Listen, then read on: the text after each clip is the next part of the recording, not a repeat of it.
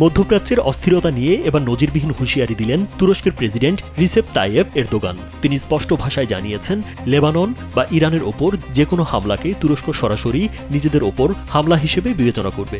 এরদোগানের এই কঠোর অবস্থানে পুরো বিশ্বে তোলপাড় সৃষ্টি হয়েছে। প্রেসিডেন্ট এরদোগান সতর্ক করে বলেন, ইসরায়েলকে অবিলম্বে আগুন নিয়ে খেলা বন্ধ করতে হবে। মধ্যপ্রাচ্যে যে ভয়াবহ যুদ্ধের পরিস্থিতি তৈরি হয়েছে তার জন্য তিনি ইসরায়েলি প্রধানমন্ত্রী নেতানিয়াহুর রক্তপিপাসু মনোভাবকে দায়ী করেন। এরদোগান আরও জানান, আঞ্চলিক শান্তি রক্ষার জন্য যদি আলোচনা ব্যর্থ হয় তবে তুরস্ক সামরিক পদক্ষেপ নিতে পিছু পা হবে না। অতীতে কারাবাখ ও লিবিয়ায় যেভাবে তুরস্ক সফল সামরিক হস্তক্ষেপ করেছে, প্রয়োজনে ইসরায়েলের ক্ষেত্রেও এই পথে হাঁটার ইঙ্গিত দিয়েছেন তিনি। তিনি অভিযোগ করেন, যুদ্ধবিরতির কথা চললেও ইসরায়েল লেবাননে নিরস্ত্র ও নিরীহ মানুষের ওপর গণহত্যা চালাচ্ছে। নেতানিয়াহুকে যুদ্ধাপরাধী হিসেবে কাঠগড়ায় দাঁড় করানোর প্রতিশ্রুতি দিয়ে এরদোগান বলেন, শান্তি নষ্ট করার জন্য ইসরায়েলকে চড়া মূল্য দিতে হবে। তুরস্কের এই শক্ত অবস্থান মধ্যপ্রাচ্যের ভূ রাজনীতিতে নতুন মোড় দিতে পারে বলে বিশ্লেষকরা ধারণা করছেন।